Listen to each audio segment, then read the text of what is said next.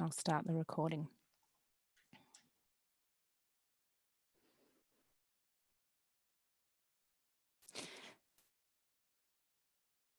So it's right on 12:30. As people are joining, I just wanted to welcome everyone aboard, and I'm aware that today's been a difficult day in terms of the numbers, and that's always a bit of a barometer to how we're feeling. I wanted to acknowledge that, but then also to you know, say sort of a bit of a well done and acknowledge that you have actually come on board today to learn some ways to possibly manage this extremely difficult situation that we're in at the moment. I want to introduce Annette Marlow, who is going to be doing a bit of a mindfulness session with us, and then psychologist Amelia Twiss, who will take us through some tips to help cope in this situation. I encourage you to have your view on speaker view. That will enable you to see the person who's talking really clearly. And also with regard to your video, feel free to have it on if you want to, or turn off if you want. And at the end of the session, we will stick around. If you have anything that you'd like to say, you can unmute yourself. If there's anything you want to say in the chat, feel free to do that. So I will start now with handing over to Annette Marlow, and just let me, who will take us through a mindfulness session, and we've done quite a few over this period of time. So welcome, Annette. Thank you, Dori. Welcome, everyone. For those of you who have done one of my sessions before, welcome back. For those of you who are new to this, welcome. And before we get started on actually a lovely mindful practice today, I just wanted to make mention of a few ways in that mindful practice can actually help support you through this global pandemic. Because when we're practicing mindfulness and when we're being mindful, we're actually bringing our awareness into the present moment. And that very act of bringing ourselves back into presence can be a really helpful tool, particularly at a time where you may be experiencing intense emotions or feeling overwhelmed, or you're stuck in a cycle of negative or worrisome thinking.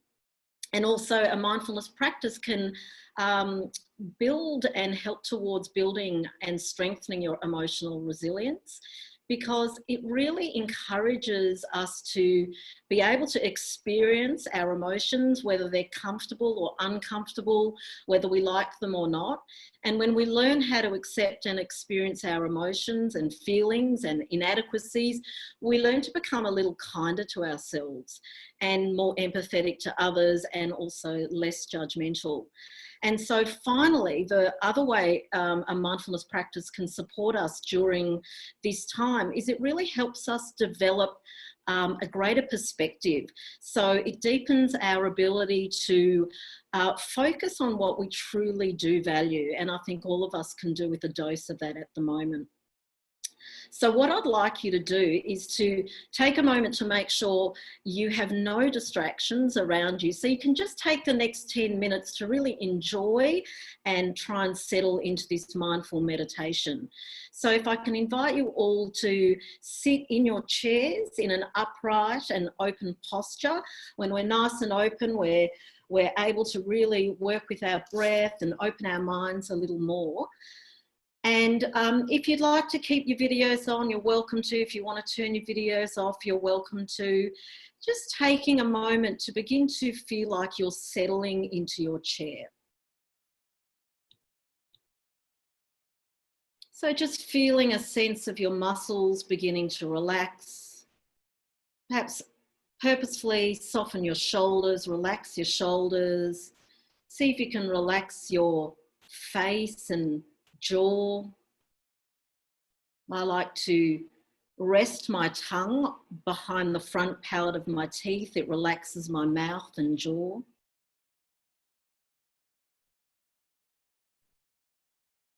And just purposefully allowing yourself to relax a bit, a little more, And then I invite you, if you're comfortable, to close down your eyes to do so. Otherwise, lower your gaze at a point in front of you.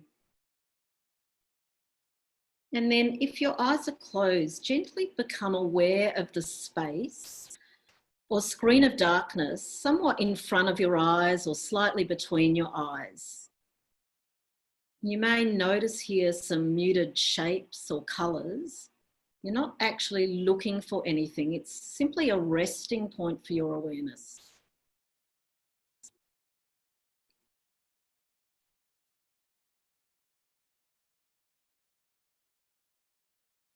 And if I can now invite you to pay attention to any sounds that you can hear outside of your room. Just listening with a non-judgmental and gentle curiosity. Allow sounds to come, allow them to go.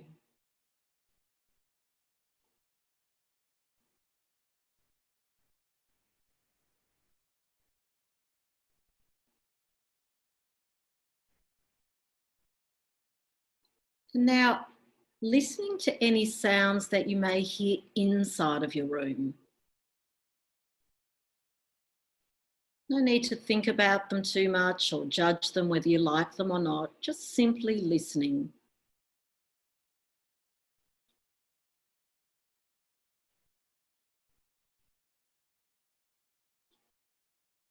And perhaps you may even hear the subtle sound of your own breathing, even if it's very soft.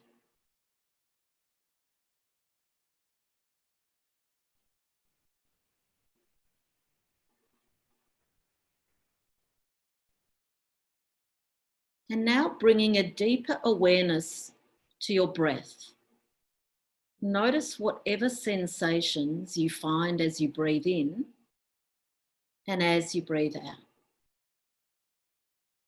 Perhaps it's the touch of the air as it passes in and out of your nostrils, or the slight movement of your chest and belly as you inhale and exhale.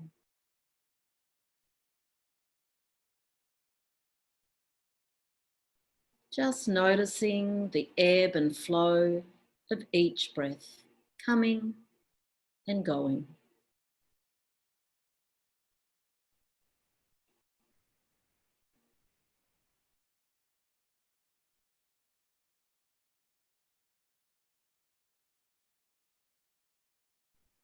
And if you've noticed that your mind has wandered off someplace else, perhaps you can notice where it's gone to, what's pulling at your mind. Maybe notice its emotional charge that it's having on you. And then simply releasing yourself from it, intentionally letting go and returning to listening to sounds that you can hear and the sensation of breathing.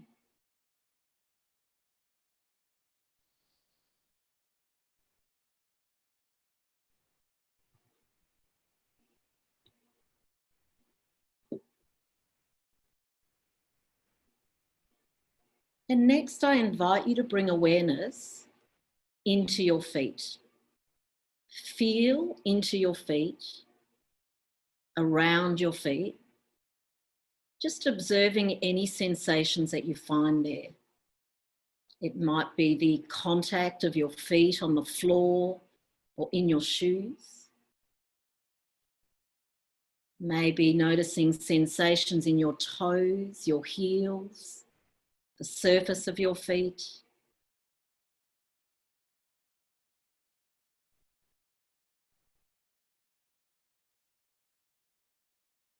As you feel in and around your feet, also feel the flow of your breath.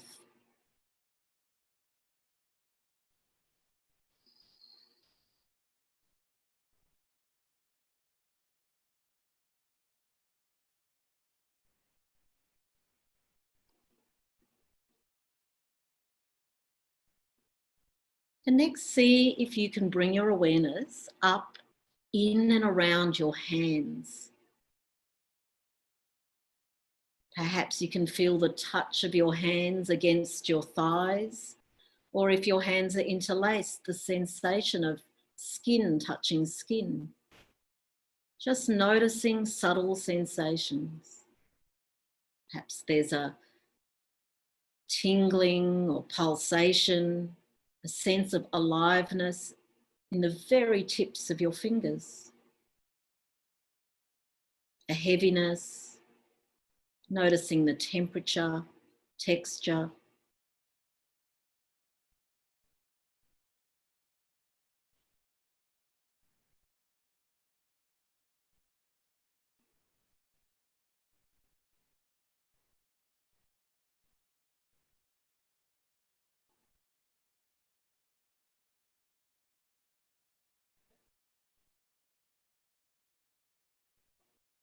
And then bringing awareness to your shoulders, around the base of your neck, feeling into the muscle tone there, noticing perhaps there's tightness, tension, pressure, or nothing at all.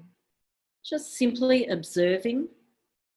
And as you observe, also feel the flow of your breath.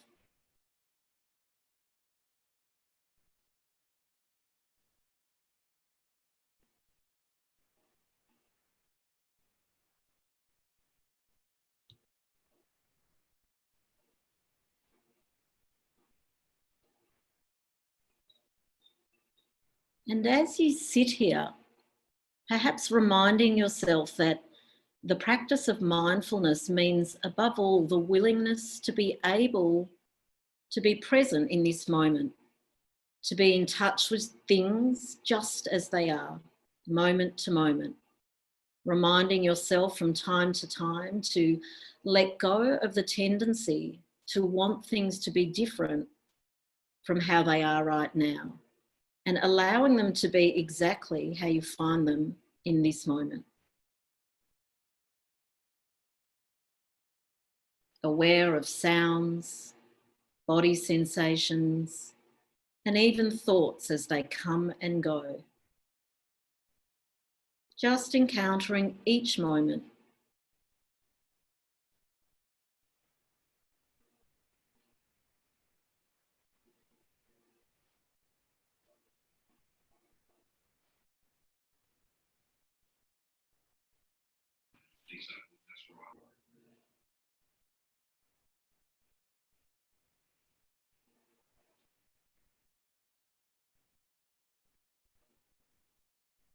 And now simply resting your awareness through your whole being. Enjoying the breath, just as you're aware of the space in front of your eyes.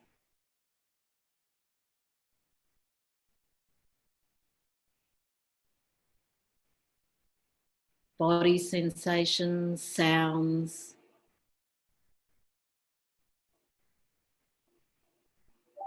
Simply being.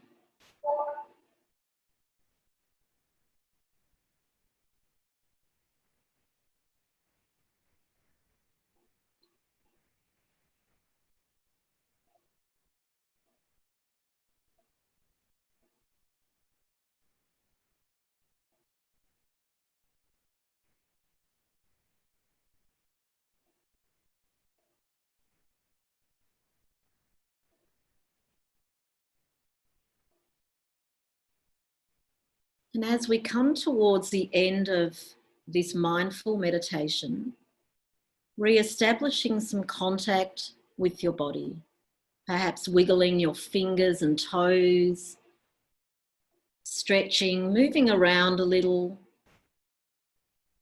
and remembering that it's possible to bring elements of mindfulness into every aspect and element of your life, whether it's taking the garbage out, doing the dishes, cooking dinner, cleaning the house, and going to sleep, to waking up, to hugging someone, to talking and listening.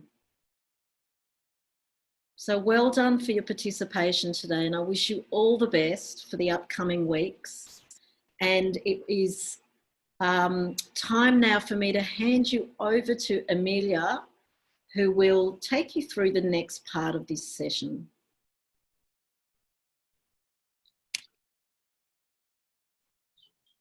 Great, thanks Annette. That was lovely, feeling nice and relaxed after that beautiful guided meditation. And yeah, great to be with you all today. Dori's just putting up a slide or two, and just a couple of pointers for us, really, not a death by PowerPoint session today. So what I wanted to talk about in the session was some of the things that we can influence at the moment. There's some pretty big stuff going on that we don't have any control over, and it can get a bit overwhelming at times. So I'm going to talk about some of the things that we can control. So the way that we can respond to what's going on, but also how we spend our time, particularly over the next few weeks in Melbourne as we're in stage 4 lockdown. All right, so supporting ourselves through lockdown. Dori, can you flip over to the next slide for us?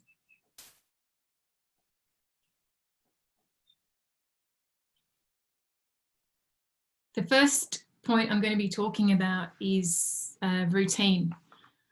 So routine is really important, as it can really influence our mood, and it can also help us to stop developing unhelpful behaviours and habits. So creating a really supportive daily routine for yourself is an easy trick, I suppose, in terms of looking after your own well-being at the moment.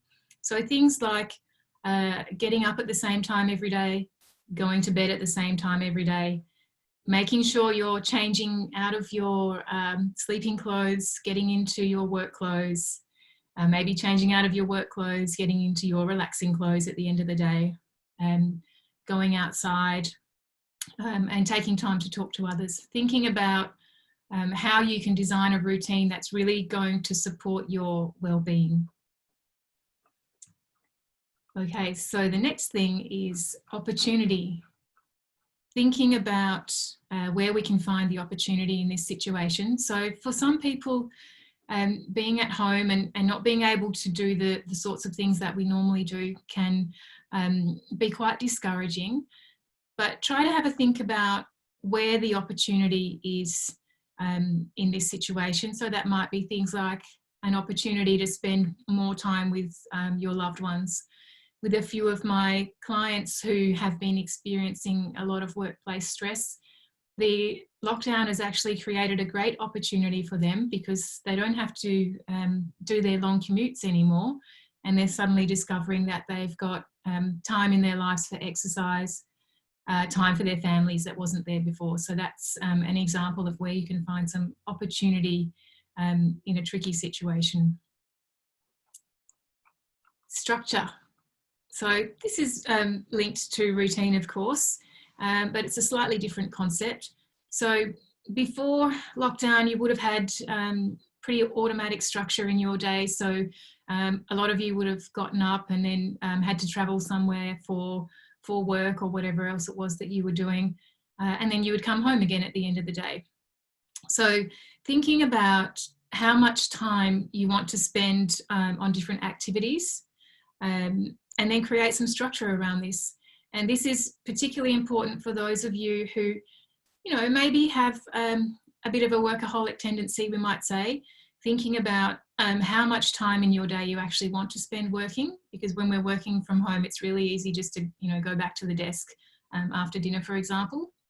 So how much time would you like to spend exercising, working, doing your household chores, socializing, relaxing, and then really put a plan in place. So create a weekly plan and put that structure down in writing, in existence, and you might have that up on the wall, or you might have it on your phone or on your calendar, but putting the structure in place to support your healthy behaviours.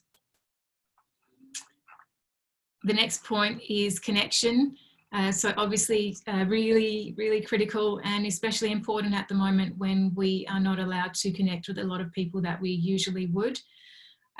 This is also really important if you're someone who might be living alone, and if you're someone who feels like you're actually quite comfortable being alone. we all need connection. We actually need to see other people's faces, to see their eyes, to see their mouth, to help us to regulate our own emotions. So making sure that you're connecting with people frequently and regularly is really critical. For those of you who live alone, maybe getting a bit creative about how you do this. So of course, you might have friends in your life that you're phoning or Zooming.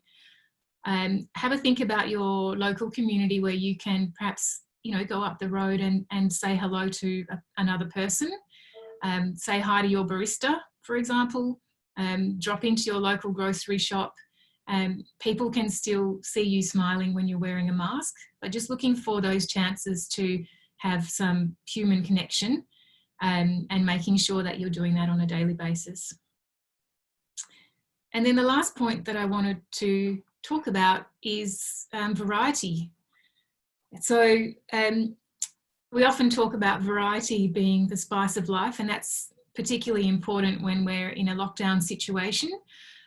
People can start to feel a bit like it's Groundhog Day. People can start to feel quite bored, and also discouraged, of course, because they may not have a sense of, when is this all going to be over?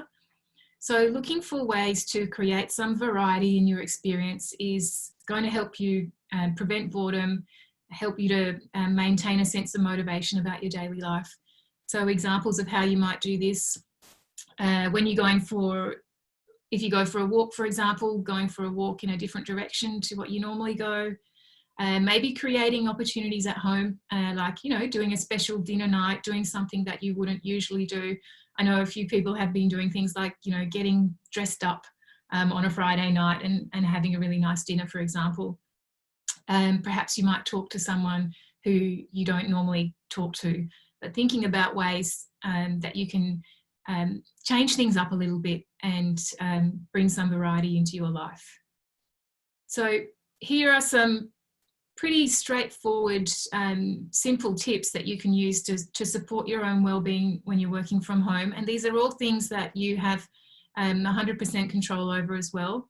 So thinking about your routine, creating a healthy routine to support your well-being, thinking about the opportunities in this situation, and maybe taking this time to do something different or to think about things in a different way. Thinking about how you want to structure your day. Again, there's opportunity here for those of us who aren't commuting anymore. You've got extra time that you might be able to use in different ways. So whether that's things like exercising or new hobbies or different ways of socializing, bring some structure to your daily life.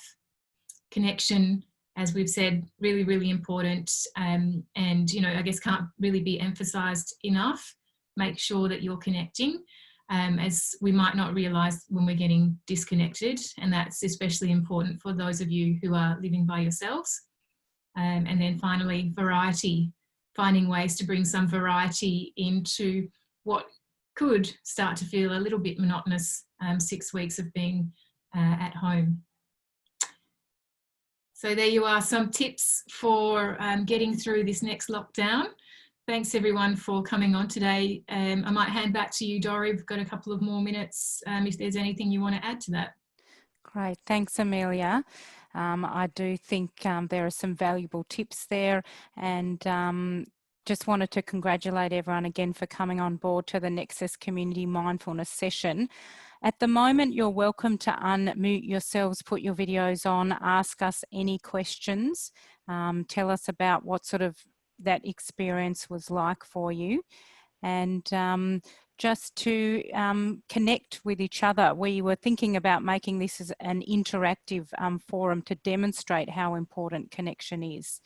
But I know, Annette, I certainly enjoyed that time just to stop and tune into myself and bring a bit of a calm in this crazy situation.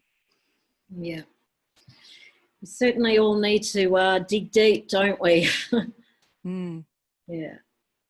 So if anyone has any questions for myself or Amelia or Dori, please feel free. We're here for the next few minutes. That was great. And also that I am recording today, but if anyone has any objections to us distributing the recording, then please to shout out to me. Thanks.